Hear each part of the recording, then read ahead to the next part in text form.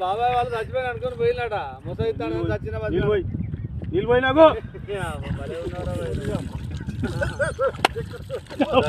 దీనికి మంచి రైట్ ఎందుకు పన్న వాళ్ళ ఎందుకు అనుకున్న వాళ్ళ ఈ చల్లదనానికి ఎండకు చేయలేక కన్నీకి ఓడిపోయి వచ్చిన కన్నీకి పొయ్యి ఓడిపోయి వచ్చిన గెలవలేక ఏం చేసావు 10 రోజుల నుంచి గణేట్ చేత నాతో గట్టించి నా కష్టం దోచుకొని గణేట్ రాయి నాకు అంటే డబ్బులు ఇచ్చారు కానీ క్షమ